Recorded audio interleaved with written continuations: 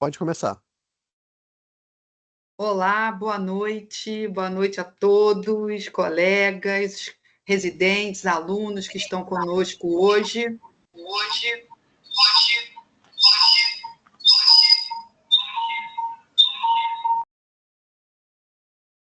começar. Oi, precisamos deixar nesse momento, os áudios desligados, por favor. Então, mais uma vez, boa noite, agora sem o eco.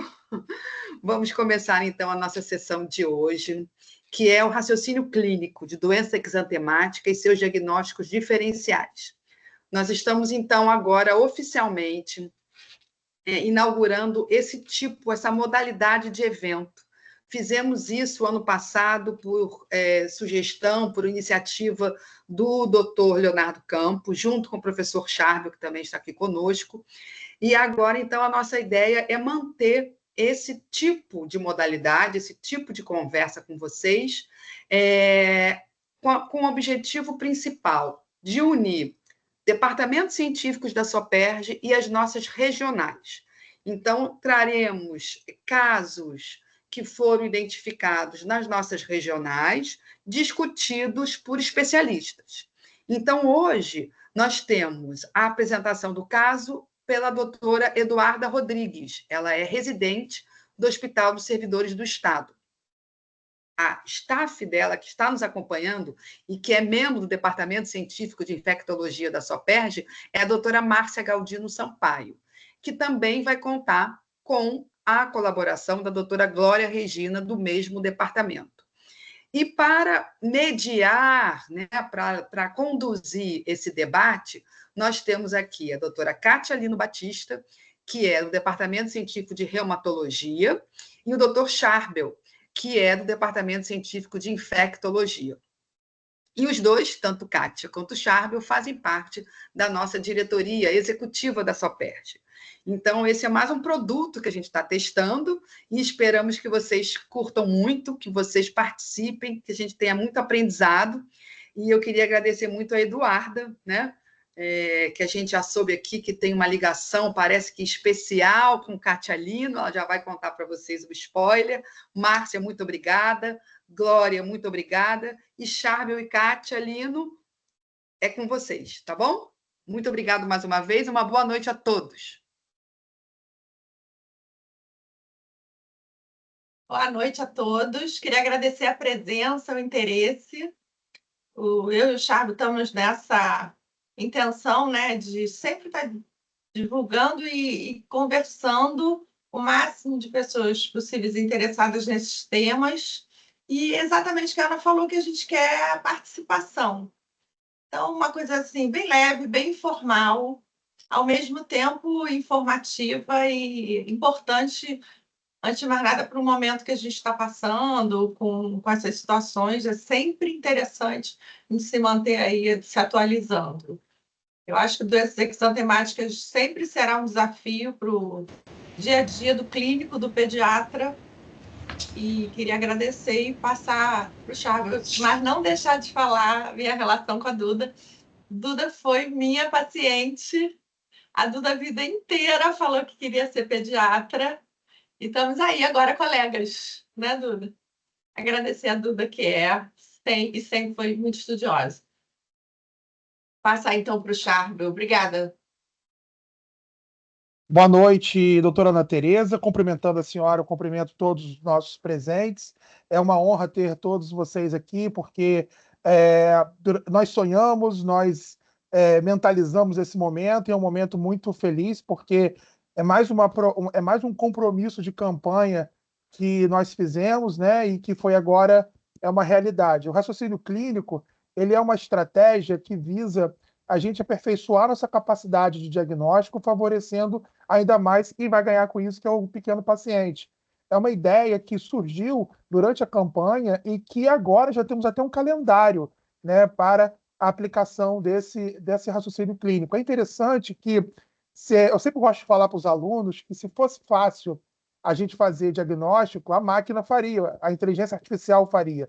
Mas nós somos médicos humanos e ainda estamos executando essa prática justamente porque nenhuma máquina, nenhuma inteligência artificial é capaz de fazer aquilo que nós, humanos, fazemos, que é o diagnóstico, né? Esse é o grande desafio da medicina. Quando a gente vai no Google ou qualquer outro lugar, tem lá tratamento, tem 1 milhão de coisas, mas para chegar ao tratamento, nós temos que ter um diagnóstico acurado, porque isso reduz mortalidade e a gente faz com que a gente tenha aí controle de doenças, surtos, epidemias e tudo mais. Então, a ideia do raciocínio clínico é que a gente possa aqui congregar diferentes residências médicas, diferentes faculdades, diferentes serviços naquilo que a Ana Tereza colocou como mote principal da nossa campanha, que era a integração entre a capital e o interior, fazer uma SUAPERJ estadual, uma SUAPERJ de todo o estado. Então, vamos começar aqui. Eu estou muito feliz, agradecido e honrado da presença de doutora Glória, que é uma referência no controle do sarampo, de outras doenças antemáticas, uma pessoa que é a nossa decana do departamento, a Márcia Galdino, que é uma referência no Ministério da Saúde, assim como a Glória. Então, termos vocês aqui com a Kátia, Eduardo e a doutora Ana Tereza é um ganho muito grande para a nossa pediatria. Então, vamos começar, né, Eduardo? Vamos começar a apresentação, porque daqui a pouco vai ter um momento do debate. Eu estou fervendo para esse debate. Vamos lá. Pode deixar. Eu vou compartilhar aqui.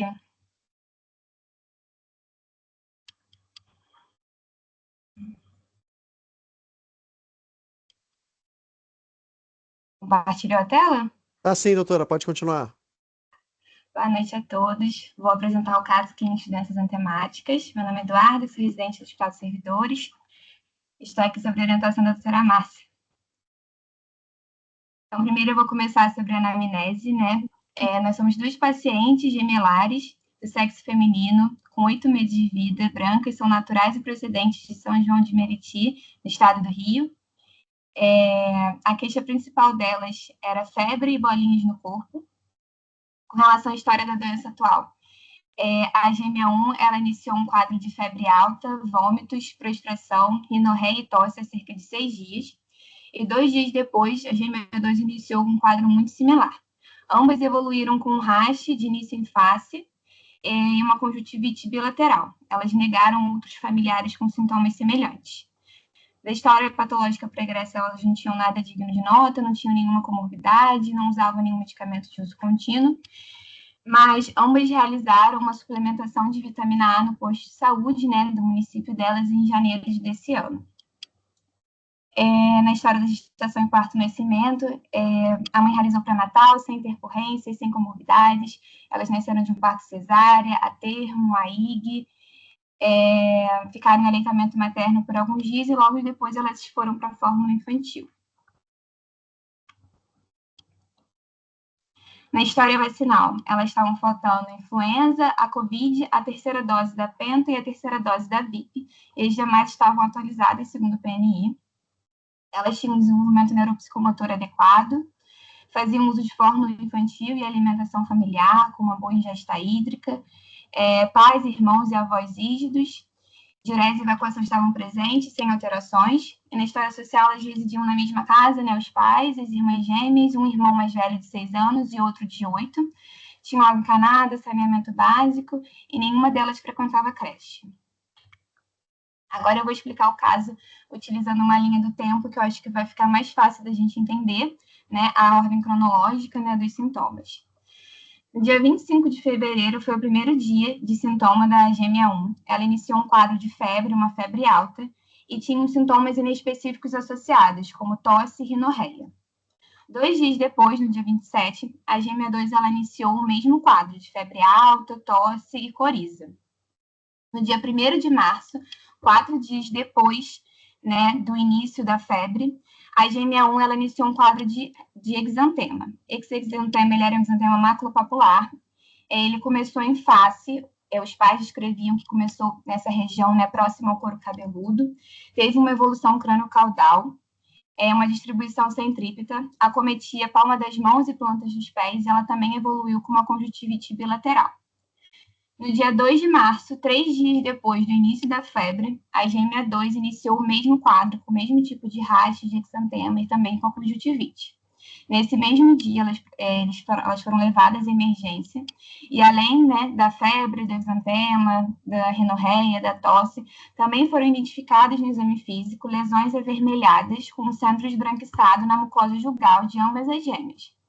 Elas foram internadas, foram solicitados um hemograma, que não veio com nada muito importante, um PCR discretamente elevado, e solicitado transferência. Durante esse período, elas ficaram com tratamento de suporte, com hidratação venosa e antitérmicos. No dia 4, elas chegaram no Hospital dos Servidores, foram admitidas na enfermaria. Elas mantinham, né, um quadro de febre, conjuntivite e exantema. Foi palpado linfonodos cervicais bilateralmente na gêmea 1. E, além disso, durante o exame, não tinha nenhuma alteração de orofaringe, né? Nesse dia 4 já não foi identificada nenhuma lesão. Essas foram imagens de como elas chegaram no dia 4 do exantema. Dá para ver o exantema em face, o tipo de exantema. No dia 5, elas evoluíram com uma febre alta, refratária, principalmente a gêmea 1. Ela começou a ter uma febre mais persistente, refratária ao uso de antitérmicos. Começou a ficar mais taquidispneica, um pouco mais taquicárdica, mas estava sempre em vigência de febre. Por causa disso, foi solicitado um raio-x de tórax, foi coletado laboratório e hemocultura. No dia 6, elas já evoluíram com uma taquicardia, mesmo sem febre, taquipneia. Elas começaram a ter uma perfusão lentificada, estavam mais prostradas. A gêmea 1 começou a ficar com uma dessaturação em ar ambiente, estava com crepitação, né, na ausculta pulmonar. E aí, por causa disso, foi solicitado outro raio-x. Essa aqui é a imagem dela no dia 5. E essa aqui é a imagem do raio-x comparativo entre o dia 5 e o dia 6. O raio-x da gêmea 2, a gente consegue perceber um infiltrado, né, perilar no dia 5, só que ele não teve tanta diferença para o dia 6. Ele parece bem similar. Mas a gêmea 1, que foi a que estava com mais crepitação na ausculta, que estava com uma evolução pior, por mais que o raio-x do dia 6 não teve uma técnica muito adequada, foi um raio-x feito no leito, ele está mais rodado, é possível perceber uma piora radiológica. Por causa disso, né, foi considerado que ambas evoluíram para uma pneumonia com sinais de bacteremia. Foi solicitada uma transferência para o CTI para estabilização do quadro. Diante disso, a gente tem que começar quais são as possíveis hipóteses diagnósticas para o quadro, né, considerando que elas são lactentes, menores de 1 ano, que tiveram febre alta, tosse, uma conjuntivite, exantema, que evoluiu para pneumonia. O que a gente poderia pensar nesses casos? Aí eu vou passar, acho que, para a doutora Kátia e o Charbel, que vão discutir os diagnósticos diferenciais. Eu começo, Kátia, ou você? Posso começar? Pode começar. Tudo bem. Então, pessoal, a nossa ideia aqui hoje é iniciar esse debate baseando no protocolo de triagem para uma doença exantemática. Então, temos uma doença exantemática com uma evolução grave, né? Interessante que são 2 casos na mesma linha temporal, então elas são associadas temporalmente. E o mais importante nessa discussão que a gente vai colocar agora é que, para que a gente possa fazer essa triagem, quando você tem um caso de um exantema, você precisa seguir 2 passo a passo. Eu vou iniciar essa discussão e daqui a pouco a Kátia vai fazer as suas considerações da reumatologia, porque guarda semelhanças com aquilo que a gente faz na infectologia. Então, primeiro a gente vai trabalhar a questão da idade, né? Então, um bebê de 8 meses de idade, um lactente, então, por idade, a gente começa a trabalhar quais são as doenças exantemáticas mais comuns num lactente. Então, nós teríamos, por exemplo, o exantema súbito, que é causado por um herpes vírus 6. Nós temos que, se fosse um pré-escolar, uma criança mais velha, 3, 4, 5 anos, nós poderíamos ter o eritema infeccioso e também o Kawasaki, né? Em adolescentes, mononucleose infecciosa, e em adultos, monkeypox ou herpes zoster. Então, por idade, nós temos ali o exantema súbito, também tem o exantema maculopapular do sarampo, da rubéola. Então, a gente pode pensar que pela idade a gente vai direcionar por ali. Outro ponto importante são sinais clínicos associados. Então, se eu tenho conjuntivite, eu posso pensar em quê? Em sarampo, eu posso pensar em Kawasaki, eu posso pensar até em Covid-19, de acordo com o contexto epidemiológico. Se eu tivesse, por exemplo, uma hepatoesplenomegalia, eu poderia pensar em rubéola, poderia pensar em um arbovírus, como, por exemplo, dengue, e também a gente pensar no Kawasaki. E também as questões das características patognomônicas. Então, se eu acho, por exemplo, um sinal de Pacha, de Filatov, geralmente associado à escarlatina, mas essa criança seria um pouquinho mais velha. Se eu tenho uma mancha de Koplik, eu poderia pensar em sarampo. Então, eu tenho aí algumas características que são importantes. Na sequência do nosso raciocínio diagnóstico, nós não podemos esquecer que eu tenho que lembrar de situações epidemiológicas, cobertura vacinal na localidade, para que eu possa ainda mais direcionar esse fluxograma do meu diagnóstico, para que eu possa pensar o quê? Por exemplo, se eu tenho um local que já aconteceu aqui na cidade de Campos, Macaé, né, ou principalmente no Norte Fluminense, se eu tenho um período de alta circulação de carrapatos, numa área em que eu tenho presença do todo ciclo, capivara, carrapato, etc., eu não posso deixar de pensar em rickettsiosis, né? Também tenho que pensar nos enterovírus, que são esse enorme causa, né, de febre com exantema e algumas complicações, né? E por isso, para terminar a minha avaliação, o exame físico, histórias de atopia, situações imunológicas e epidemiológicas da região, e o mais importante de tudo é caracterizar a doença de acordo com período prodrômico, duração, febre desse período. Se eu tenho manifestações respiratórias, aí entra o sarampo nessa discussão, né? Manifestações gastrointestinais e manifestações neurológicas, né? Como, por exemplo, o enterovírus, o 71 faz muito bem isso. E para terminar a minha discussão, como diz Marco Safo, de colocar a pimentinha nesse debate, né, os sinais associados, como eu falei, né, nós temos ali uma pneumonia, nós temos uma conjuntivite, a gente tem uma evolução mais grave, nós temos um caso em 2 irmãs e não é uma irmã só, então o Kawasaki não é contagioso, por exemplo. Então nós temos uma doença exantema viral, provavelmente contagioso, altamente contagioso e de uma evolução clínica bem agressiva, né?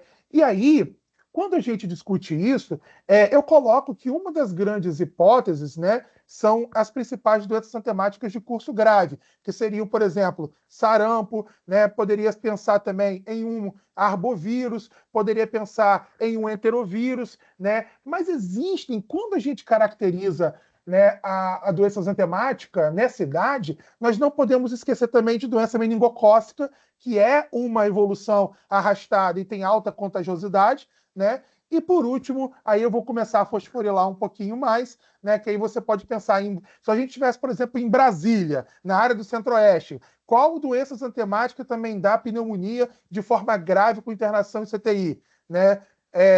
Hantavirose também faz isso. Então a gente começa aqui a ficar fosforilando possibilidades, mas, como eu aprendi com o professor, medicina é do mais fácil para o mais difícil. Então agora eu queria ouvir a nossa professora Kátia para mais tarde a gente iniciar o debate com a doutora Glória e a doutora Márcia.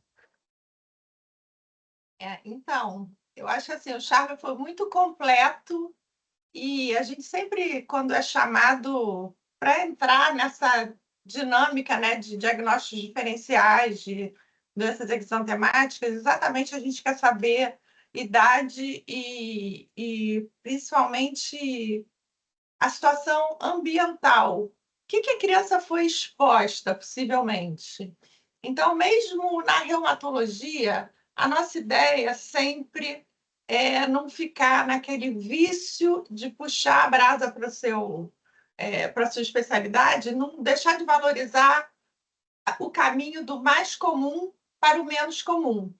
A gente sempre tenta lembrar disso, por mais que venha palpitar muito na nossa possibilidade diagnóstica. Outra coisa é o fato de serem irmãs, né? São 2 crianças, 2 dias de diferença para começar o quadro na segunda gêmea, né? E a gente já levanta assim uma possibilidade. Será que tem um componente genético? Será que eu tenho que considerar isso? Como é a situação?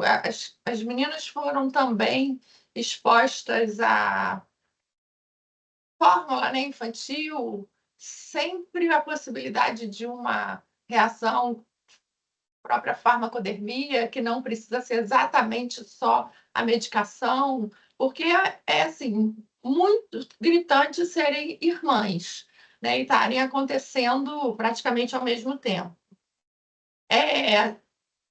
Analisando a febre ser de difícil controle, a febre ser alta, a febre ser refratária antitérmico, já separa um pouco alguns tipos de possibilidade diagnóstica. Não que, por exemplo, urticária própria situação alérgica não dê febre. Pode dar, mas já não é tão significativa.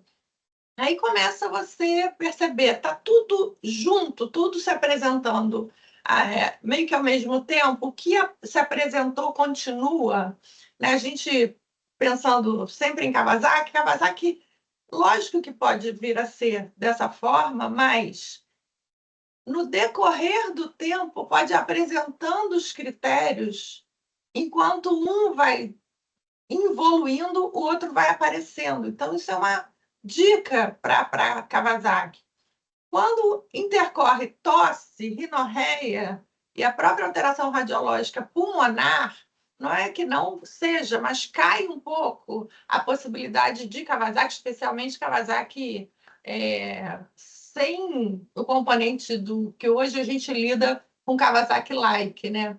Que aconteceu muito durante a Covid, a complicação do MIC-C. O MIC-C também pode dar exantema, também pode dar um quadro que vai se agravando, uma febre de difícil controle. O que você percebe aí? Você percebe um componente inflamatório muito significativo e muito sistêmico. O rash é muito sistêmico. A gente sempre fala do rash do Kawasaki e tem quem usa a expressão rash típico. Não existe um rash típico de Kawasaki. O que a gente considera sempre que ele pode ser macular, papular, muito eritrodérmico, muito intenso, pode ser escarlatiniforme, aí vem a diagnóstico diferencial com escarlatina, né? Ele é multiforme, ele tende a não ser bolhoso. Então, intercorrendo bolha, a gente sempre vai pensar em outros diagnósticos que não Kawasaki. Então, o que chama atenção aí para começar a descaracterizar o Kawasaki sempre seria mais o componente respiratório. O restante, assim, ó, febre, rash, conjuntivite, a própria evolução do linfonodo, fato do rash ter sido centrífugo chegar em mãos e pés. Então, assim, é muito difícil dizer que não é. Só que tem que se considerar quadros infecciosos sempre. E volta e meia, a lista de laboratório, de sorologias, que tanto o pediatra quanto, né, o especialista pede, é sempre muito ampla. E o outro problema é que nem sempre a gente tem, com tanta facilidade e tão à mão, todas as possibilidades que a gente pensou. Então, foi pensado e foi coletado o exame. Será que está na mão? Se conseguiu isso com celeridade, com alguma, né, tranquilidade para, em 48, 72 horas, você ter isso na mão? Né? Mas eu assim, não deixaria também de pensar, voltando ao componente genético, aí sim, numa possibilidade mais rara, mais remota, que seria das doenças autoinflamatórias. As doenças autoinflamatórias são raras, estão chegando cada vez uma forma, assim, uma lista maior de possibilidades, mas o componente cutâneo, semelhante, superponível a uma urticária, é sempre um alerta para se pensar. Então, lembrando que a gente gosta do raciocínio do mais comum para o menos comum, infeccioso é muito mais possível, mas a gente também não pode deixar de, pelo menos, conhecer o mais raro, que são as autoinflamatórias. Tá? Kátia, Então, eu gostaria de continuar esse debate, porque, na verdade, como que é bom esse casamento entre a infectologia e a reumatologia, né? Porque, na verdade, muitas vezes vem paciente para mim com febre, e febre é algo muito inespecífico, né? Você tem múltiplos diagnósticos, e aí quando você vai ver uma doença reumatológica, então a reumato e a infecto, elas são praticamente co-irmãs, né? Elas são muito associadas, muito relacionadas, muitas vezes porque a gente tem aí uma miríade, eu adoro essa palavra, miríade, de doenças que dividem sintomas e sinais comuns. Mas eu queria adicionar duas questões no nosso diagnóstico que eu deixei para falar agora para poder a gente aumentar o debate, que são as modinhas do momento, né? Então a gente não pode deixar de lembrar que se eu tenho exantema maculopapular como evolução grave para um quadro de pneumonia, não sei se teve choque também, aí a Eduarda vai falar para a gente, nós não podemos esquecer de estreptococo do grupo A. Streptococcus A hoje, Piógenes, ele aumentou mais de 100% a sua incidência desde que acabou a pandemia, né? Então, da pandemia para cá, houve um aumento expressivo do número de casos. E aí tem várias teorias, né? Até a nossa amiga Ecaterine acabou de colocar aqui no grupo, né, algumas sugestões de doenças também, como pneumonia alba,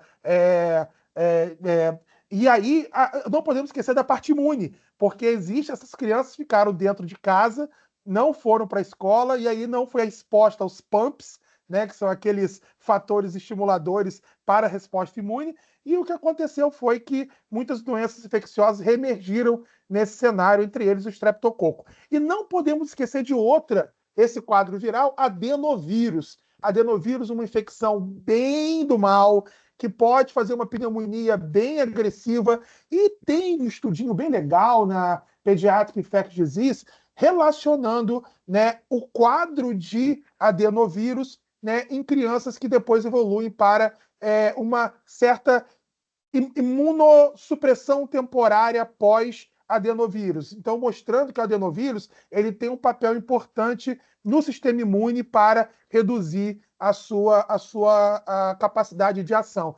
Como elas têm 8 meses de idade, e Glorinha vai poder falar isso melhor para a gente na hora do debate final, é a questão da idade da criança. Todo mundo sabe que quando a mamãe tem o filho, ela passa anticorpos maternos no terceiro trimestre, principalmente. Quando chega ali perto de 9 meses, os anticorpos próprios acabam. Então ela tem essa transição de anticorpos maternos com seus anticorpos próprios. Então é muito comum você ver casos graves de dengue, casos graves de chikungunya, casos graves de febre maculosa e outras coisas, nessa idade, nesse devir, nessa idade de sarampo também, que vai aí de 9 meses a 1 ano e 3 meses. Então, eu queria acrescentar essa discussão ao debate. E quando você quiser, Kátia, a gente continua, porque a gente queria dizer que tem um ponto importante no exame físico que foi retirado da apresentação da Eduarda, de propósito, para que a gente pudesse aí trazer o diagnóstico. Isso é muito comum, às vezes, nos estudos, né, nas revistas, eles tiram alguns pontos de diagnóstico para poder você favorecer o raciocínio diagnóstico. Quem gosta de fazer raciocínio diagnóstico, eu recomendo você ler a Pediatric Infectious Disease, porque lá todo mês vem uma aba assim, ó, your diagnosis, please, né, que é o seu diagnóstico, por favor, em que ele discute raciocínio clínico, né, e é bem interessante. Então vamos continuar quando você quiser, Kátia. A gente continua o debate. Não, eu acho que está ótimo. A gente abriu bastante, né, a mente, assim, nesse sentido de possibilidades. E agora vamos, sim, para essa evolução, que foi muito também significativa e interessante. Volto para a Eduarda. Então, aqui são só alguns dos diagnósticos que já foram falados, né? Diagnósticos diferenciais. Mas a gente tem que pensar que quando a gente pega algumas características do quadro clínico delas, como, por exemplo, essa evolução da fase prodrômica, que 2 a 4 dias depois evoluíram para o exantema, quando a gente tem aquela descrição das lesões avermelhadas com centro esbranquiçado na mucosa jugal, né, que é a mucosa do interior da bochecha, que, na verdade, isso são as manchas de Koplik, que são um sinal patognomônico do sarampo. Quando a gente pega para avaliar como que esse exantema evoluiu, as características desse exantema, da evolução para a pneumonia, juntando todos esses fatores, a gente consegue chegar, né, no diagnóstico de sarampo. Somente com essa parte clínica, o sarampo já tem que ser, né, a nossa principal hipótese. E agora eu vou falar um pouco sobre o sarampo e depois eu vou dar continuidade ao caso. O sarampo, ele é causado por um vírus, né, de RNA do gênero morbilivírus. Ele é transmitido por meio de gotículas, aerossóis e contato direto com a conjuntiva. O período de transmissão começa 3 dias antes do surgimento do rash, até 4 a 6 dias após o seu início. E é importante reforçar que cerca de 90% dos indivíduos suscetíveis, quando eles são expostos, né, ao vírus, eles vão desenvolver a infecção. A patologia do sarampo está muito associada a uma necrose do epitélio respiratório e um infiltrado linfocítico. Ele gera uma vasculite de pequenos vasos, tanto na pele quanto nas membranas das mucosas orais. Tem um edema intracelular, uma disceratose, com formação de células gigantes, essenciais epidérmicas. Vai gerar uma hiperplasia linfóide. A gente também pode ver células gigantes de Wart, enfim, que eu dei, que também é patognomônico do sarampo. Com relação à patogênese, a gente vai ter um período de incubação. Esse período de incubação dura de 8 a 12 dias. Nesse período, a gente vai ter uma migração, né, do vírus para os linfonodos regionais, uma viremia primária e uma viremia secundária. Depois, a gente vai ter a doença prodrômica. Nesse período, a gente vai ter essa necrose epitelial, essa formação das células gigantes. Vai ter morte celular em diversos tecidos, incluindo tecidos do sistema nervoso central, e é nessa fase que ocorre a disseminação do vírus. Depois a gente tem a fase exantematose, que é nessa fase que a gente começa a produzir os anticorpos, que tem maior replicação viral, e é aí que a gente começa a desaparecer os sintomas. E depois dessa fase, a gente pode evoluir tanto para recuperação quanto para alguma complicação. E destacando também que ocorre uma infecção de células de TCD4, então o sarampo ele gera uma supressão da resposta imune TH1 e diversos outros efeitos imunossupressores. Com relação às manifestações clínicas, a gente tem uma febre alta, o enantema, que é principalmente as manchas de Koplik, que é o sinal patognomônico. A gente vai ter lesões vermelhas discretas, com manchas branco-azuladas em seu centro, nas faces internas das bochechas, principalmente a nível dos premolares. Elas costumam surgir 2 a 4 dias antes do exantema, e elas estão presentes na maioria dos casos, podendo se disseminar envolvendo lábios, palato duro e gengivas.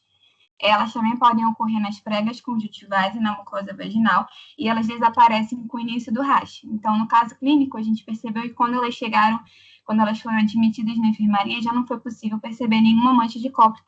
Isso é esperado, porque quando o rash aparece, elas começam a desaparecer. A tosse é o sintoma mais persistente, ela dura cerca de 10 dias.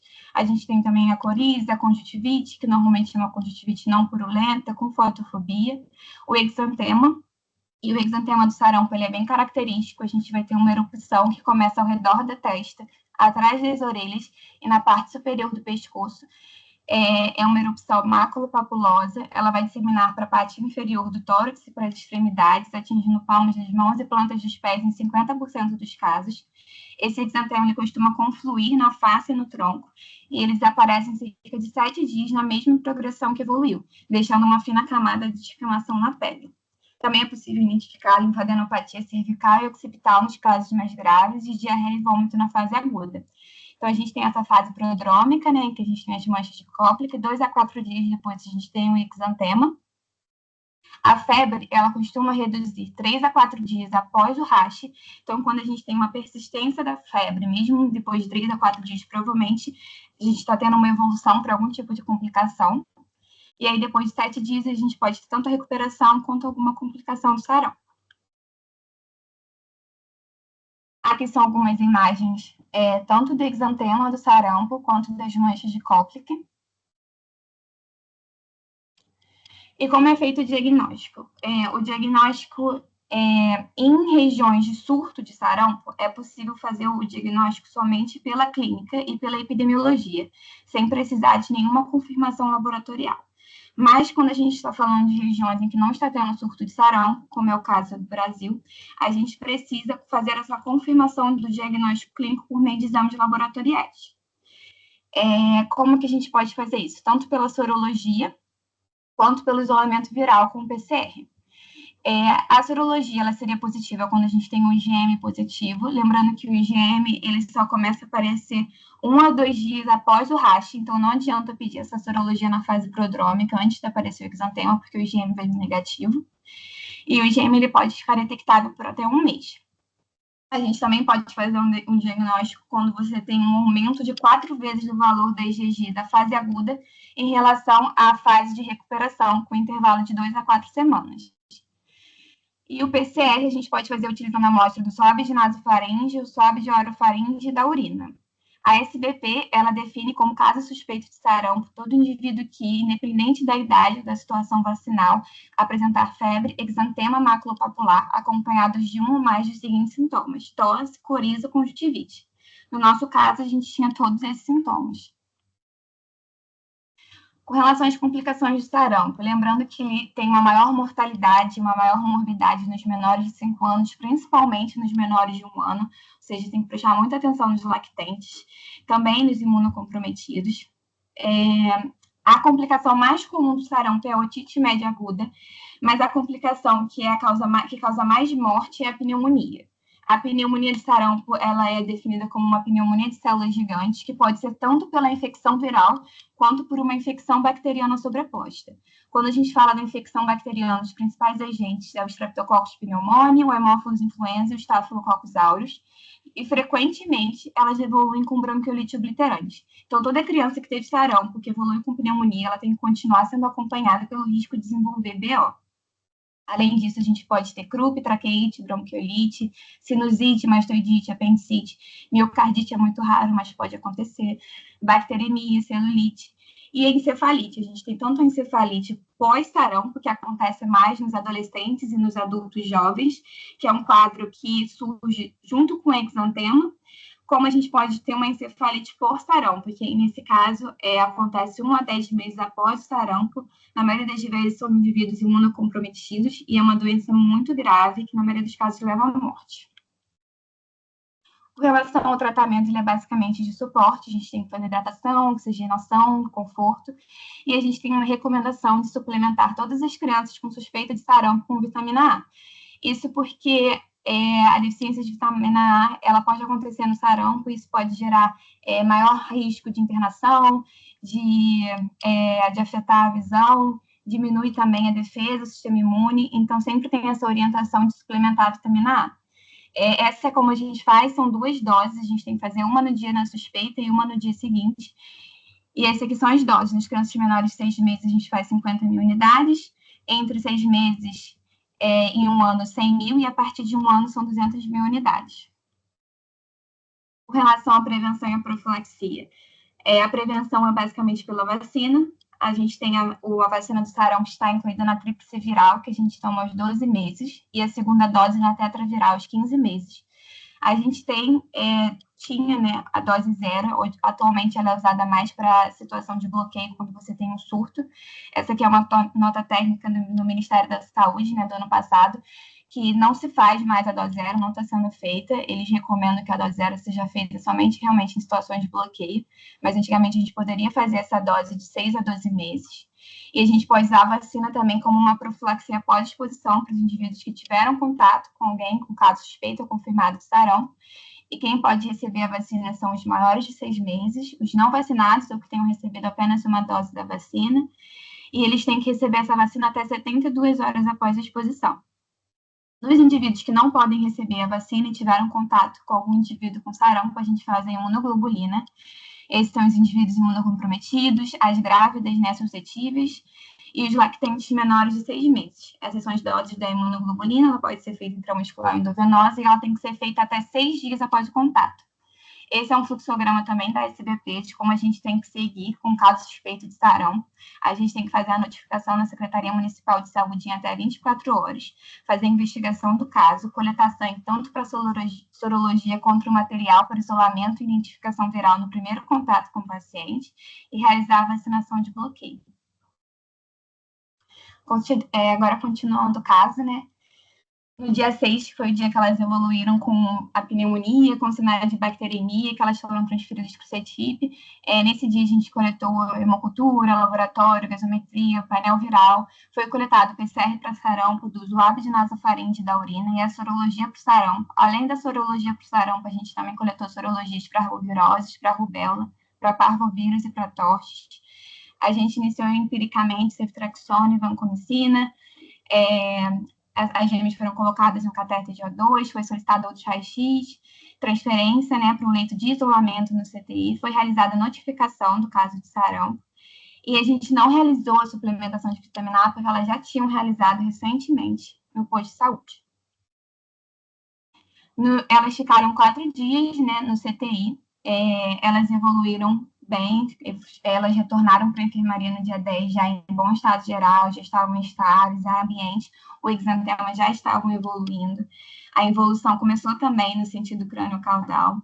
Elas já estavam a febre de 72 horas e o racho começou a desaparecer, deixando uma fina camada de escamação na pele, que é possível ver aqui nas fotos, como o racho já estava desaparecendo.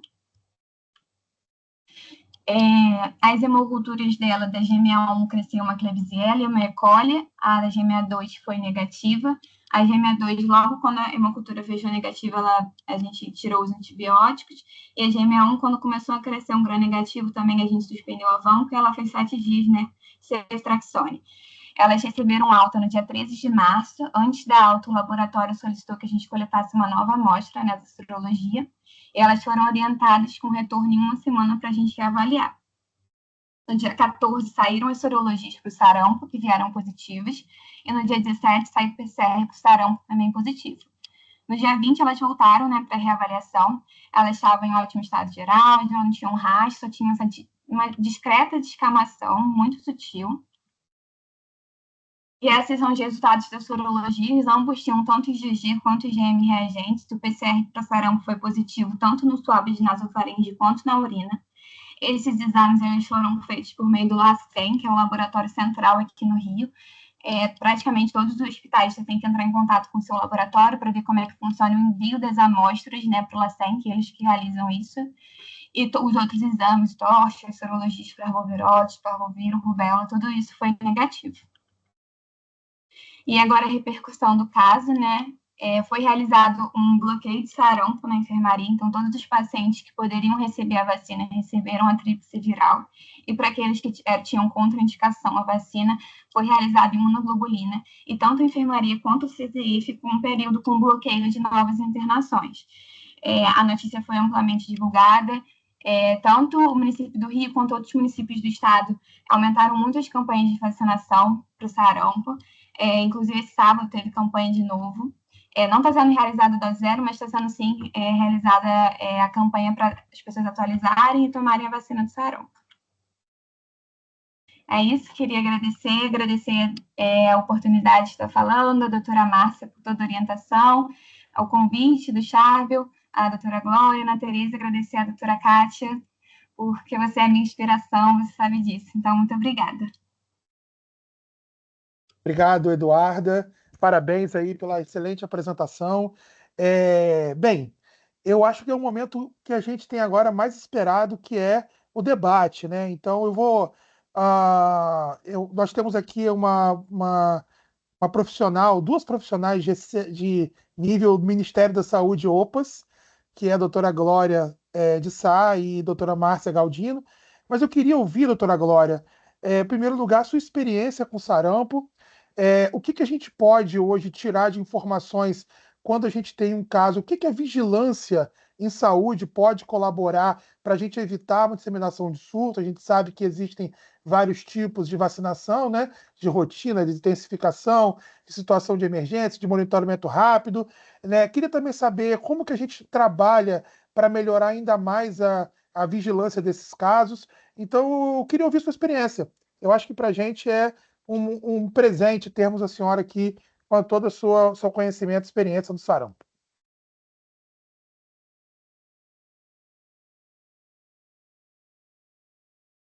Tem que ligar o áudio, doutora Glória. Agora foi, né? Foi. Agradecendo o convite, né? E tenho algumas coisas para falar. Em primeiro lugar, Eduarda, sua apresentação foi muito boa, e o que você mostrou, esses dois casos eu conheço, porque eu ainda continuo ajudando, auxiliando, colaborando com a Secretaria Estadual de Saúde, exatamente nos casos em que exige maior esforço de pensamento. Então, esses dois casos, e são casos assim, que é sarampo, como eu via no Instituto Estadual de Infectologia São Sebastião, porque eu fui durante 25 anos, trabalhei lá. Parece que eu estou vendo a época dos anos 70, 80, né? Porque eu me formei em 74, fiz residência lá. É típico de um sarampo, e sarampo em menor de 1 ano, grave, criança sem vacinação, e é exatamente esse quadro, eu não tinha nenhuma dúvida. É lógico que a gente tem que pensar em outras infecções, enteroviroses, Coxsackie, dá muito esse tipo, mas teria talvez um quadro mais ameno, um quadro de gastroenterite, mas esses 2 casos das gêmeas são, assim, são típicos de um sarampo, como se via há anos atrás, muito antes da gente começar com realmente uma vacinação de rotina, campanhas. O que eu estou falando? Em 1992, a OPAS, através do Escritório Regional da OMS, ela lançou o plano de eliminação do sarampo. Então, desde 1992, se fazem ações constantes, periódicas, para a gente realmente eliminar o vírus endêmico do nosso país. E, com isso, nós conseguimos avanços até a eliminação do vírus endêmico, que o Brasil conseguiu em 2016 e que, infelizmente, voltamos a ter entrada de sarampo através dos casos da migração lá da população venezuelana, né? E entrando a migração venezuelana, em 2018, 17, 18, não ficou só lá na área, região norte. Começaram a surgir, é óbvio, por migração, os surtos ressurgiram no Sudeste. A gente teve em São Paulo, teve no Rio de Janeiro. Num projeto que eu participo na Fiocruz, durante a pandemia de Covid, nós conseguimos fazer investigação de casos de sarampo, que o Estado do Rio de Janeiro, em 2019 até 2021, cursou uma epidemia bem importante, que não foi maior, porque talvez por falta de notificação, por questões da pandemia. Então, com certeza, isso ainda foi subestimado. Bom, mas eu quero voltar à questão que você pontuou. Foi excelente. Eu gostaria até que você começasse a trabalhar mais com sarampo, porque para trabalhar com a eliminação do sarampo, precisa ter conhecimento, precisa ter experiência, que você não teve, não foi tua época, né? Você não viu sarampo. Eu cansei de ver sarampo. Agora, o mais importante na tua explicação, no que você mostrou, o que faltou? De onde essas crianças pegaram esse sarampo? Falando assim, muito como o povo fala. Como foi possível que essas gêmeas... Você tem uma ideia de fonte de infecção? Que eu achei que isso é que ficou faltando. Tem essa ideia, pelo menos, onde é que essas crianças foram infectadas? Acho que a Márcia Sem abriu... Duda. A Márcia abriu Fala, o Duda. microfone. Márcia. Esse caso aconteceu durante o período de carnaval, né? E por mais que elas não frequentassem creche, a gente perguntou se elas tiveram qualquer outro contato, porque nenhum familiar tinha qualquer tipo de sintoma. E aí os pais relataram que teve uma época que eles levaram elas à praia, uma praia cheia, época de carnaval, e também teve também um mêsversário que eles receberam muitos amigos, alguns amigos e familiares. Assim, essas foram as duas únicas situações que a gente identificou da história que poderia ter tido realmente essa transmissão. Você entendeu a dificuldade da gente controlar sarampo? É por isso, porque não chegou ninguém viajante, não teve ninguém tossindo perto, mas como saber se levam várias crianças em igreja? Já imagina, praia até ainda é um ambiente mais arejado, mas é extremamente comum. Levou num aniversário, levou na igreja, esses cultos de igreja, isso é um prato cheio e que a gente não consegue nunca realmente pegar a fonte de infecção. Esse é o pensamento maior que todo pediatra deve ter, porque fica, mas gêmeas não tiveram contato. É claro que elas tiveram contato. E nós estamos com circulação do vírus do sarampo no estado inteiro, alguns municípios mais. Se não estamos com maior detecção de caso, é porque, como sempre, é subnotificado. Ou nem pensam na possibilidade de sarampo.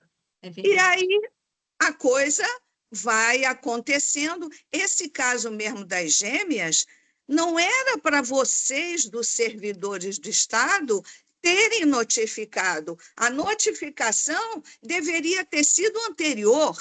Veja bem, essas crianças têm todos os sintomas.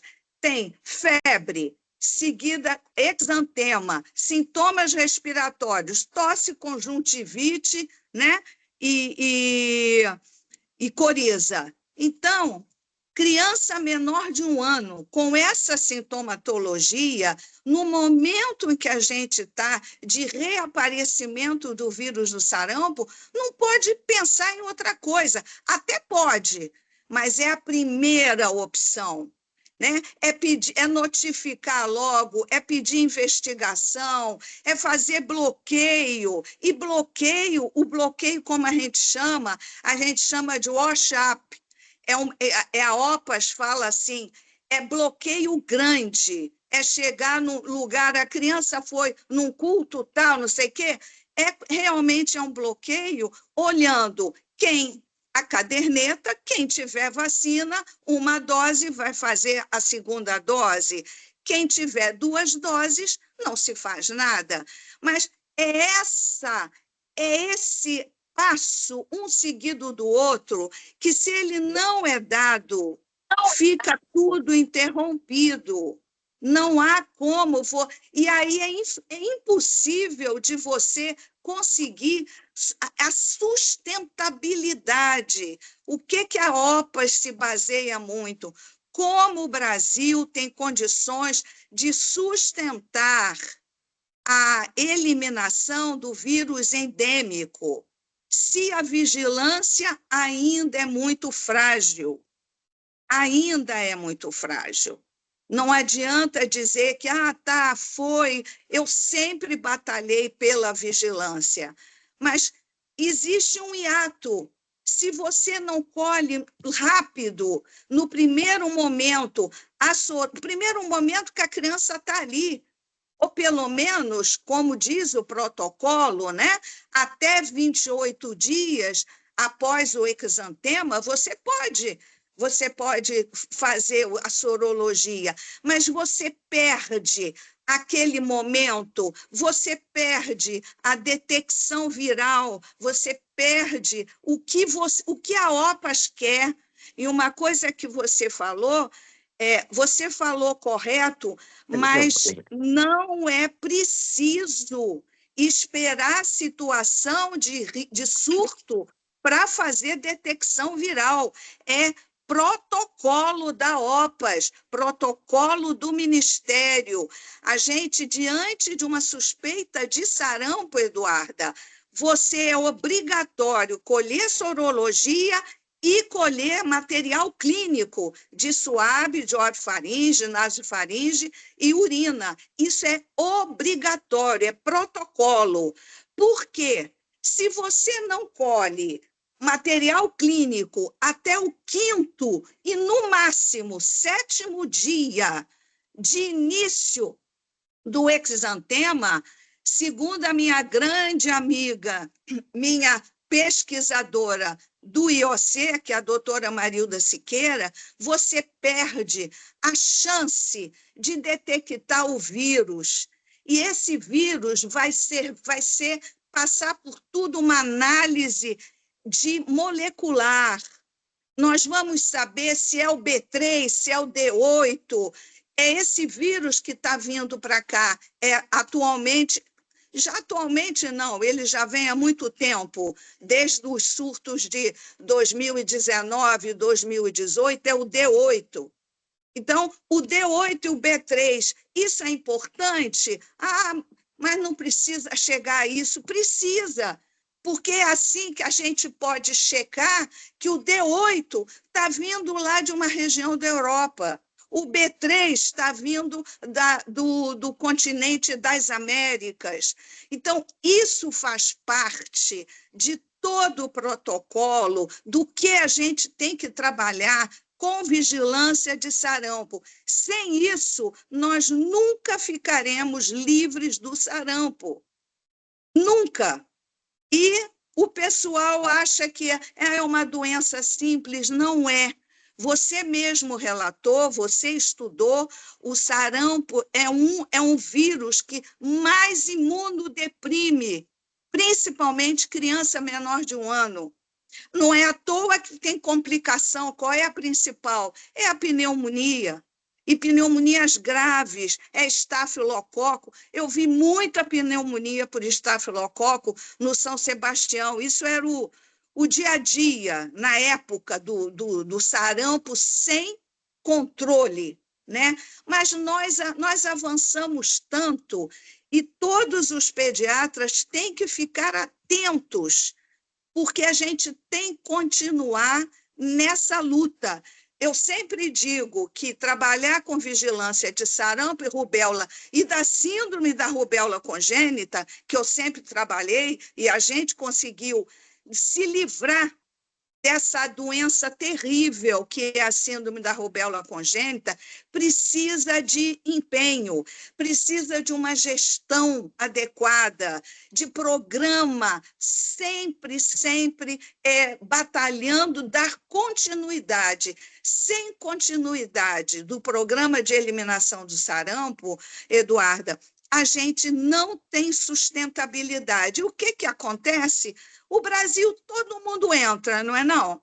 Quem é que faz toda a população imigrante? Alguém faz algum tipo de exame quando entra gente aqui no nosso país por via aérea? Quantos entram? Quantos africanos entram?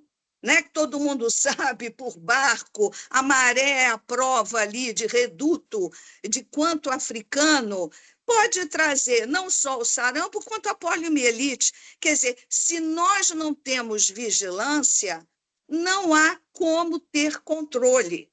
Esse é o problema, e que muitos anos, desde 1992, que as secretarias estaduais de saúde, junto ao Ministério, a gente pede que cada imigração, quem chegue ao nosso país, que seja visto a caderneta.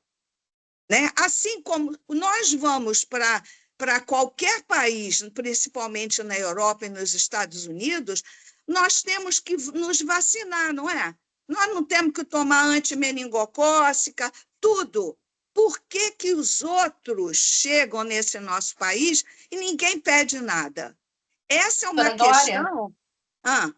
Desculpa te interromper. Eu queria aproveitar a tua presença, a tua expertise, e pedir também que os convidados, como tem uma pessoa querendo conversar, esclarecer alguma dúvida, abrir também para os convidados, que a senhora contribuísse com a gente, junto com a Márcia, por favor. Não, Márcia, a gente conversa, né, Márcia? Sempre, Glorinha, Então, sempre. e é isso. Agora, você, Eduarda, eu vou batalhar para você trabalhar com sarampo lá no estado. Bonitinho. Porque a gente precisa de gente que realmente se interesse. Em primeiro, infectologia, tá? As doenças que estão reemergentes e cada vez mais é tudo que a gente deixou de fazer vigilância corretamente. E diagnóstico diferencial, Kátia falou, Charbel falou, o que eu pensaria desse teu caso? De cara é sarampo, mas eu ia... E uma coisa que é importante, a rotina do protocolo do plano de eliminação de sarampo, Eduarda, quando a gente colhe sorologia, vai para sarampo, para rubéola, o LACEN faz dengue. E quando a gente desconfia de parvovírus, a gente liga para o LACEN, eles fazem parvovírus. Eu cansei de investigar nesse estado do Rio de Janeiro surtos que eram dados como rubéola, a sorologia era negativa, não reagente para rubéola, e quando a gente via, era tipicamente parvovirose, né? Então, tem muita coisa para ser feita em doenças exantemáticas. É uma bandeira e doenças exantemáticas, principalmente na parte de infectologia, a gente tinha que ampliar esse diagnóstico laboratorial. O que o LACEN faz é suspeita de sarampo, vai para sarampo, rubéola, dengue, e quando a gente pede, faz uma parvovirose e um herpes vírus. Qualquer dúvida que o LACEN tenha, ele manda para a Fiocruz. Gente, a Fiocruz é a referência nacional brasileira. Quando LACEN tem uma dúvida, quanto laboratórios de todo o país, os LACENs têm dúvida, vem tudo para a Fiocruz. Então, nós temos uma rede boa, nós temos isso. O que a gente precisa é cada vez mais capacitar as secretarias municipais de saúde, né? É isso que o Estado faz. Mas existe muita rotatividade, não é? Quando eu trabalhava no Estado, eu fazia capacitação e aí depois, quando eu voltava, era todo mundo diferente. Então, a continuidade do que se faz é fundamental. Porque Doutora senão... Glória, Pode falar. A Kátia... a gente queria ouvir um pouquinho a Márcia e abrir aqui, o Charbel já colocou no chat para as pessoas colocarem perguntas no chat. E a gente queria escutar um pouquinho de novo agora a Márcia, e aí depois a gente volta para a Kátia, para a Charbel, para o Eduardo. E vamos fazer Tem uma colega também, Denise Freitas, que queria fazer uma pergunta. Obrigada pelo convite. Ela pode botar no chat, só um instantinho, Márcia. Desculpa. Pode botar no chat a pergunta, por favor. Valeu. Vai lá, Márcia. Então, parabenizar mesmo por esse tema e falar depois que Glorinha falou, um ícone, né, da OPAS, viveu sarampo, sabe tudo de sarampo, dentro dos meus 4 sarampos que eu vi na vida, né, realmente é complicado. Mas, assim, o sarampo, realmente, as doenças exantemáticas é um grande desafio no diagnóstico. E quando o Charbel propôs de fazer esse debate, eu achei realmente muito cadenciado o caso, né? Muito cadenciado mesmo, mas mesmo assim, ele foi descrito manchas de Koplik na UPA, né? Exatamente. Ele foi referenciado para um hospital terciário, quaternário, né? E as pessoas, elas não vivenciaram sarampo. Então, realmente tem que ter capacitação, porque como não vivenciaram, não pensam em sarampo. E outra coisa assim, que chama muito atenção é que as precauções, isso, assim, esse caso foi tão emblemático e a gente teve que fazer muita imunoglobulina em pacientes muito comprometidos, porque eram pacientes da oncologia. Então, quando a gente está diante de uma pneumonia ou diante de um exantema, a gente tem que pensar, mesmo que ainda não esteja fechado o diagnóstico, nas precauções, né? Colocar em precaução até, eu vou chamar aqui, não sei se esse termo é correto, preemptivamente. E depois a gente checa o que é. Então, a gente vê muito, né, paciente que está emagrecido, com febre, com pneumonia, e que só vai para depois do isolamento quando você fecha o caso para tuberculose.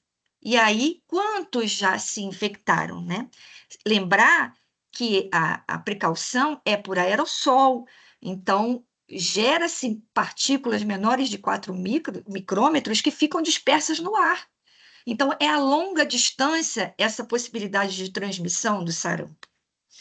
Uma Ô, outra... Márcia, Oi. desculpe, eu mandei para você, eu peguei do CDC o risco de uma pessoa doente por sarampo transmitir para de 10 a 18 pessoas. De tamanha contagiosidade, né? Então, Exatamente. nessa UPA, como é que pode? Na UPA mandou para os servidores, mas o que foi feito ali? A criança chegou na UPA, ela ficou, no mínimo, numa sala, não é? Uma sala para esperar o atendimento. Quanto a criança já pode ter infectado as outras pessoas ali? E aí eu te pergunto, Eduarda, chegou no servidor do Estado, você fez o correto, mas e a UPA? Quem fez? O que fizeram lá?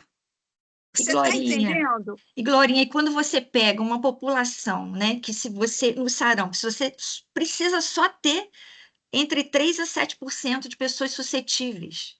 Então, em que não tem a vacinação, né, que a gente está, né, agora deficitário, né, porque as pessoas agora têm, né, de não vacinar, enfim, que a gente, enquanto pediatra, a gente também tem que olhar em qualquer especialidade o cartão vacinal, né, estimular os pais a vacinarem seus filhos. Então, essa vigilância fica muito tênue, né? Voltar à doença novamente é uma coisa muito tênue, né? E nós conseguimos, né, Márcia, a duras penas, trabalhando muito, mesmo com a vigilância, a gente conseguiu certificação de eliminação do vírus em 2016, depois entrou sarampo, entrou caso importado, continuamos com os casos aqui, com surtos, mas conseguimos em 2024 de novo controlar o sarampo. Agora, 2025, já tivemos casos. Então, é uma coisa que é atenção constante e é uma doença que a gente pode controlar, mas depende da vigilância, depende muito do compromisso, do raciocínio, aí é que eu digo, é o raciocínio epidemiológico, o raciocínio da transmissibilidade, o potencial de risco de transmissão do vírus do sarampo é muito maior que de Covid, muito maior. Sim. A gente podia aproveitar a presença de vocês para ouvir um breve relato de um caso atendido pela doutora Denise Freitas, por favor? Sim. Denise, por favor. E Kátia, também tem o Eduardo, está falando aqui também da questão imunossupressora, né, do ponto de vista hematológico comparado ao HIV e tal. Eu queria que o Eduardo falasse assim, em seguida. Também ele poderia depois se manifestar. Beleza. Denise, você Oi, pode gente, boa noite. Boa noite. Eu vou ser breve, tá? Há uns 4 anos atrás, eu atendi um menininho de 1 ano, ele tinha feito 1 ano lactente, e ele chegou com um quadro de febre, rastro cutâneo, e quando eu examinei, ele estava com um sinal de Koplik, né? Aí eu já vou fazer 40 anos de formada esse ano, então eu vi sarampo, né, na minha formação e no meu início de carreira como médica.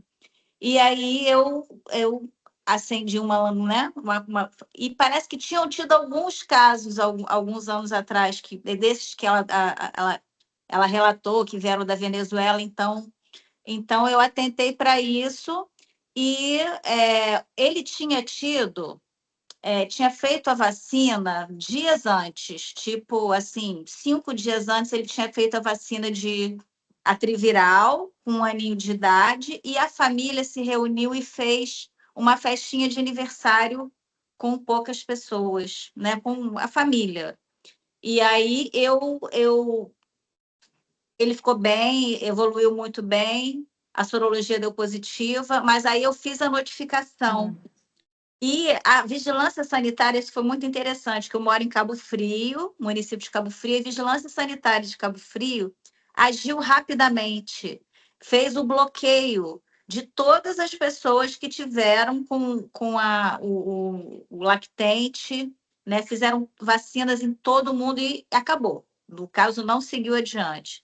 Né? Então, achei bem legal, assim, porque foi uma coisa bem rápida, e a atuação da vigilância sanitária foi fundamental para não disseminação Denise, e eu vou te fazer uma pergunta e fazer a pergunta para a Glorinha também. O fato dele ter feito a vacina triviral e ter feito o quadro clínico compatível com sarampo, não teria que ter feito um estudo genético? Não precisa, não, Márcia. Eu não pensei nisso, não. Não. Para ver se é um vírus vacinal ou vírus... tempo. Oi? Eu acho assim que ele fez um sarampo mais atenuado, porque ele tinha pouco, tipo assim, 5 dias que ele tinha feito a vacina. Então já tinha alguma ação da vacina ali atuando, para ele não fazer aquele quadro típico de prostração, né? Eu cheguei a ver a criança muito prostrada, aquela tosse insistente, né? E ele não tinha isso, ele realmente tinha febre, tinha um rascunho cutâneo bem característico, tinha o Koplik, tinha uma coriza, uma tosse discreta, mas assim, o que realmente me chamou a atenção, além do rascunho cutâneo, foi o Koplik. Na hora que eu vi, realmente, para quem viu uma vez, acho que a gente não esquece. Não esquece nunca, né, Denise? Mas Cabo Frio, normalmente o pessoal da vigilância faz rapidamente busca ativa e vacinação.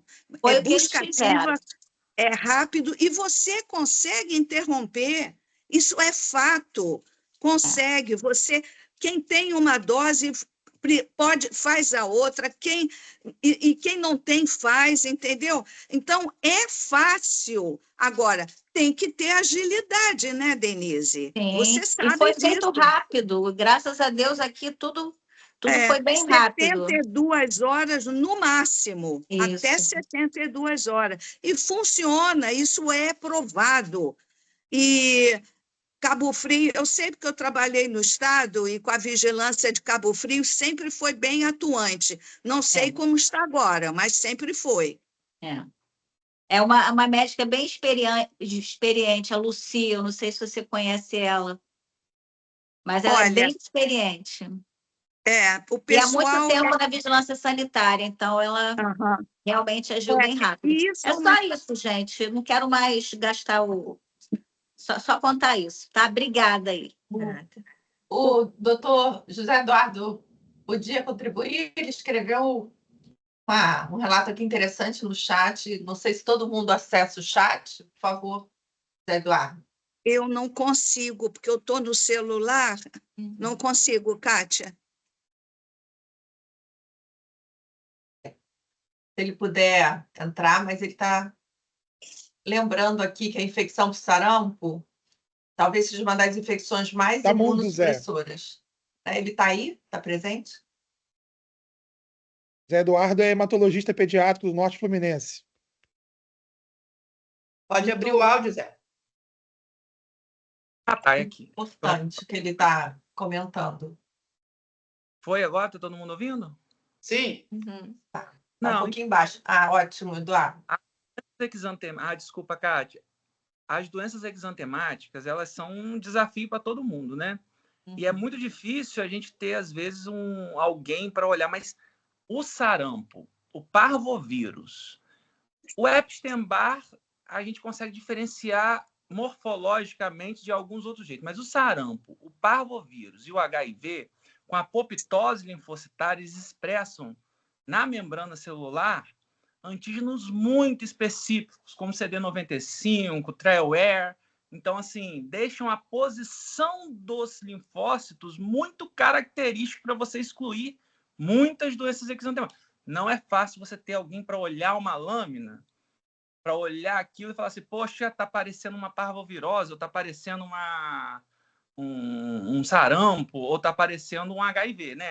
A prima infecção por HIV, aquele período de infecção aguda do HIV, também faz uma importante cutâneo, às vezes, o linfonodomegalia e etc. E eles têm características de células iguais, porque eles pegam e expressam em sua parede celular esses dois principais antígenos, que é o CD95 e o TRAIL-R. E esses dois dão essa característica bonita do linfócito, que é o linfócito que está prestes a morrer. Porque o vírus entrou no linfócito, atingiu o material genético dele, expressou CD95, expressou TRAIL-R e ele está prestes a morrer. Então, ele cresce, que a gente chama de atipia tipo 3, que é característico ou parvovirose, que aí você vai ver um mais importante medular, uma pancitopenia, ou então até uma bicitopenia, com uma linfopenia e até uma plaquetopenia, como acontece no sarampo. E o HIV, que também pode fazer a pancitopenia e o sarampo. Então, esses três vírus exantemáticos são os 3 vírus mais potentes em forma de imunossupressão, porque eles vão diretamente influenciar no linfócito produtor da imunoglobulina. Então, assim, vale a pena sempre botar esses 3 diagnósticos diferenciais na mesa, porque, assim, eu não vi numa geração de sarampo, né? Eu vi uma vez um sarampo, mas, assim, não é do nosso convívio. Mas, cientificamente, as células de sarampo, parvovírus, as células reativas ao sarampo, ao parvovírus e o HIV são muito, muito, muito parecidas até em estrutura de membrana celular. Então, por isso que, às vezes, sempre colocar esses diagnósticos diferenciais, e assim, do ponto de vista epidemiológico, eu não posso nem falar nada, só tem autoridade aqui. Mas, do ponto de vista hematológico, essa é a pontuação, que vale sempre a pena você pesquisar esses 3 pontos, e quando você tiver num serviço que tem hematologista, vale a pena pedir para o hematologista olhar a lâmina. Sempre é bom. Pede que, às vezes, olhar e falar assim, ó, tem cara de algum vírus, se tivesse atipia tipo 3, parvovírus, HIV, sarampo, né? Se você está duvidando de sarampo, pode ser. Atipia tipo 3 pode ser sarampo, mas tipo 4 a gente já vai pensar em Epstein-Barr, né? Então, assim, vale a pena. Era só isso, gente. Eu acho interessante, Eduardo, você falar que o próprio vírus determina a imunossupressão, que a gente tem uma forma de raciocínio em cima de pacientes imunossuprimidos.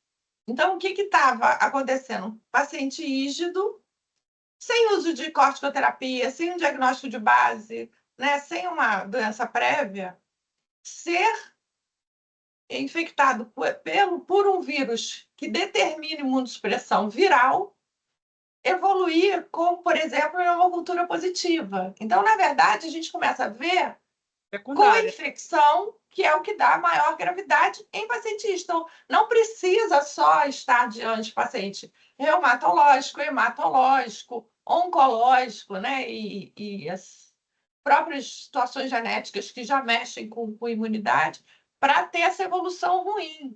Então, assim, é isso que também eu acho interessante que a gente divulgue. O próprio vírus determina a imunossupressão.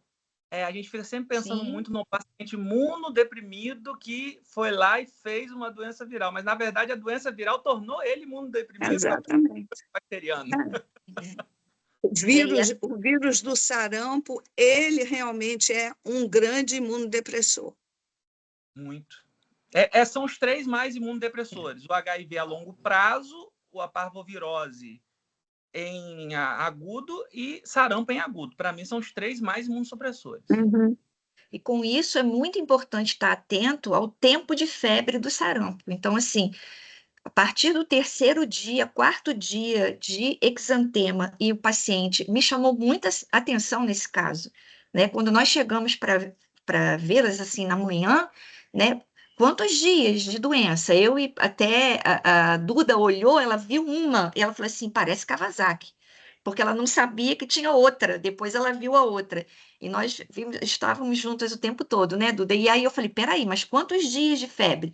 Não, 5 dias. Não, peraí, tem algo a mais aí, né? Tem complicação bacteriana aí. E você falou uma coisa muito importante, José, porque tem um trabalho que eu li há pouco tempo, da Universidade de Milão, na Itália, em que eles pegaram e casos de com rash, exantema, assim, morbiliforme, né, maculopapular, e que se encaixava clinicamente no sarampo e na rubéola.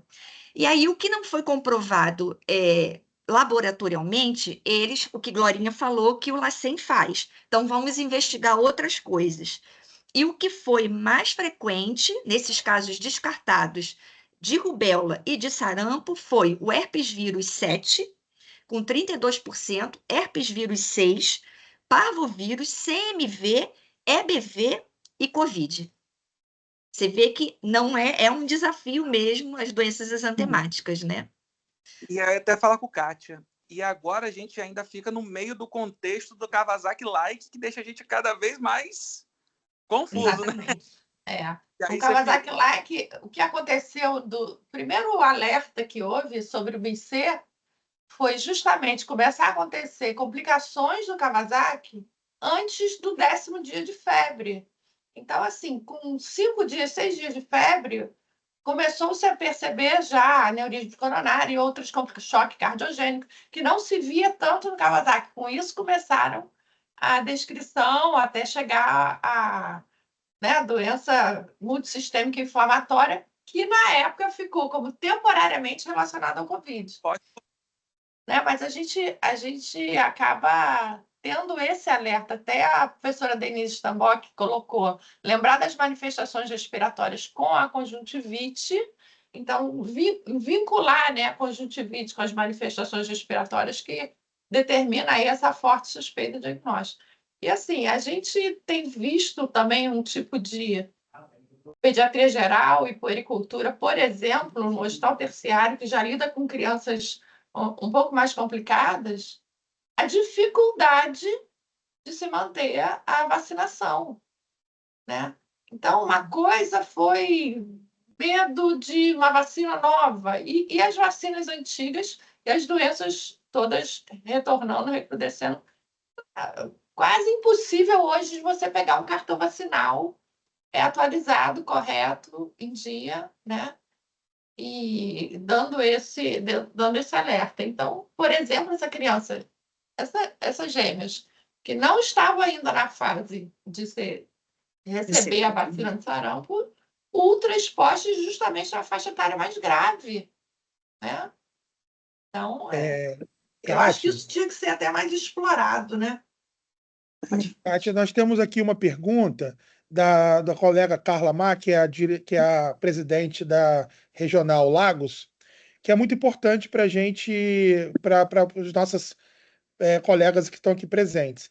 Eu tenho uma pergunta que eu vou deixar também, que na verdade, é uma pergunta para poder apimentar o finalzinho da discussão, e depois te dar mais 5 minutos e vamos terminar, pode ser?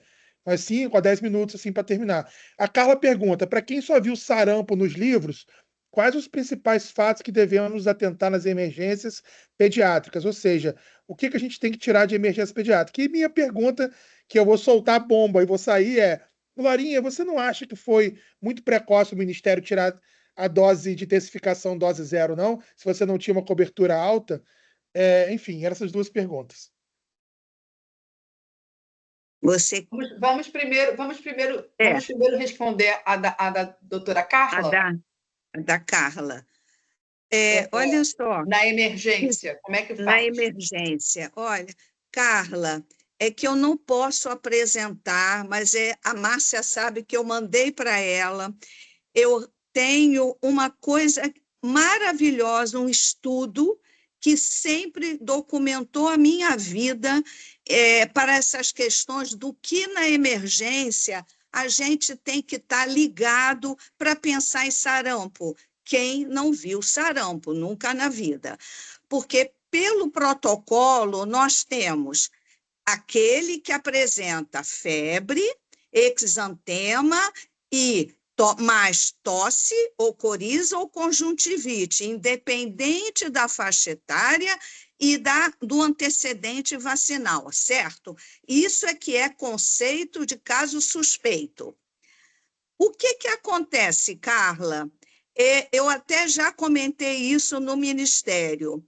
Se você ficar numa emergência esperando essa beleza de quadro, febre, exantema, está com tosse, está com coriza, está com conjuntivite, e ver que se você olhar na mucosa e ver um cóplice, tudo bem, mas nem sempre você verá o cóplice, porque você começa com febre, exantema, né? Mas quando já está aparecendo o exantema, nem sempre você vai ver cóplice. E aí vai, é a famosa, olha, eu cansei de fazer busca ativa de casos suspeitos de sarampo em pronto-socorro, entendeu? E tem essa experiência pelo Estado. E quantos fica assim, febre mais exantema, doença exantemática, e aí? Essa doença exantemática não passou por nenhum crivo maior de investigação. Então, tem um estudo antigo, é de 1994, Charbel conhece, da doutora maravilhosa, a Solange Artimos, nossa colega da UF. Em 1994, Solange, a gente sempre esteve muito ligada, Solange pegou dos casos lá de Niterói, ela fez um quadro, o que era dengue, o que era sarampo, o que era rubéola, o que era parvovírus e outras viroses. Ela fez o que eles apresentavam. Era febre só? Era febre mais tosse? Era tudo completo?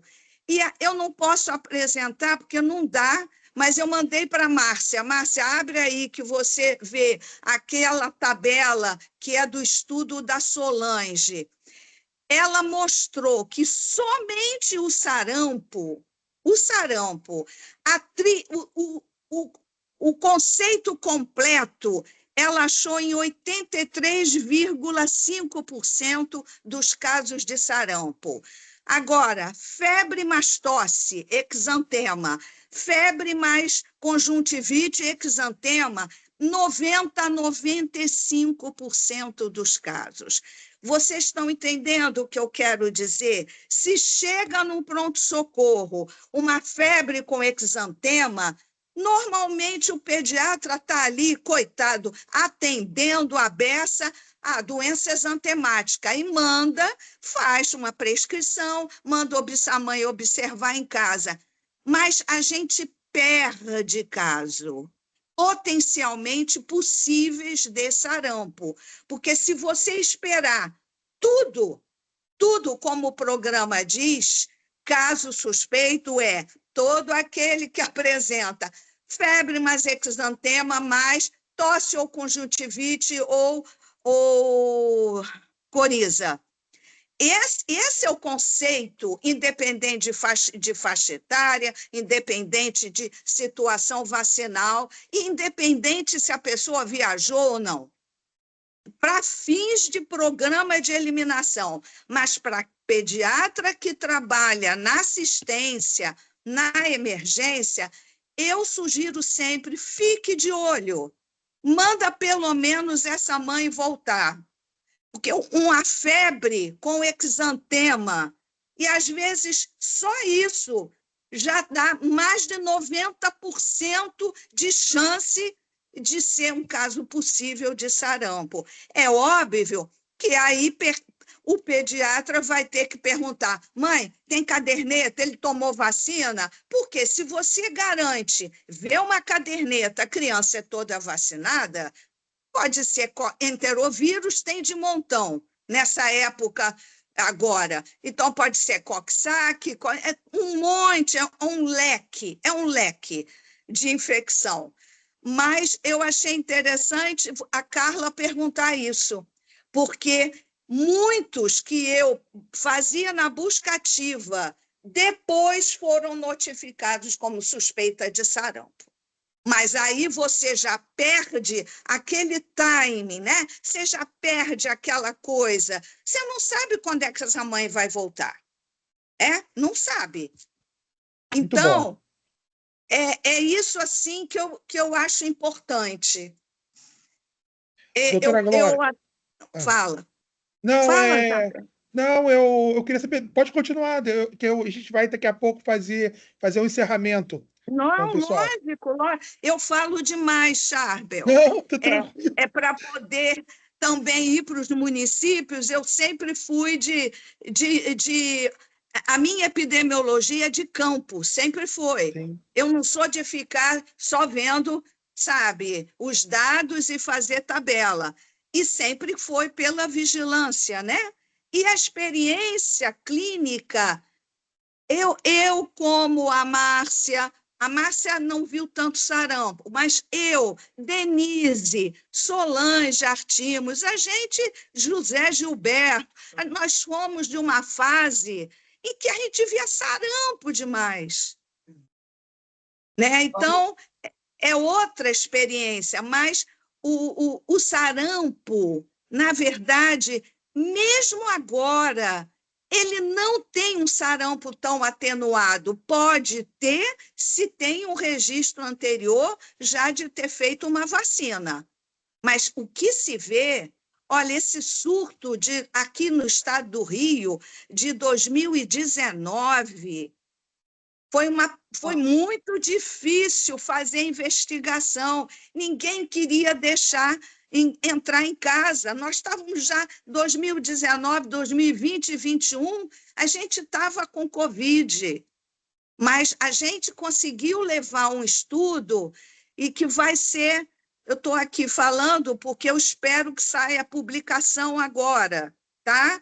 Desse projeto, e eu aviso vocês.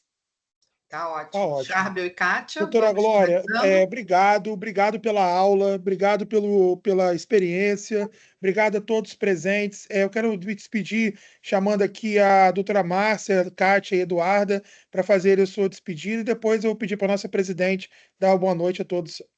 Muito obrigado, pessoal, pela presença. Foi maravilhoso, vai ficar gravado depois no nosso... Eu acho que é no nosso YouTube, né, Ana Tereza? Que eu acho que fica gravado. Então, quem que não conseguiu hoje, depois a gente manda o link para todo mundo assistir. Boa noite. Eu só quero agradecer a oportunidade de ouvir pessoas tão envolvidas, empolgadas. Eu acho que a gente está precisando desses exemplos e vamos manter esse canal aqui de muita troca, essa troca próxima, né? Foi maravilhoso participar, só agradecer mesmo. Obrigada pela... Márcia, você está no mudo, Márcia. Você está no mudo, Márcia. Então, agradecer a Duda pelo caso brilhante, e Glorinha, nossa, como aprendemos aqui com você. Você é um entusiasta, né? E trabalhou muito. E dizer, pense em sarampo, né? Olha o que a Glorinha disse, não precisa ter tudo fechado, então exantema com febre, olhe com carinho, olhe a cartão de vacinação das crianças durante o atendimento, é importante, incentive as mães a vacinarem seus filhos, e obrigada, um presente estar aqui com vocês. Também queria agradecer o convite, falando de alguém que só tinha visto sarampo no livro, ter visto esse sarampo sob a orientação da doutora Márcia, e ter essa discussão com todos vocês, com a doutora Glória, muito obrigada. Doutora Kátia, Charbel, muito obrigada por tudo. Obrigada pelo convite também, eu acho que foi ótimo. E E a gente precisa ter mais isso, né? Faremos muito. Eu Eu queria digo, agradecer também e também fazer menção à nossa diretoria de eventos, doutora Natália Veiga, que está aqui, Moliterno, que está aqui conosco, Kátia e Charbel, estamos ansiosos pela próxima. Muito obrigada a todos. Eduarda, parabéns. Márcia, Glória, muito obrigada. Boa noite, gente. Boa Até noite. a próxima. Boa noite. Boa noite, doutores. Parei a gravação. Boa noite.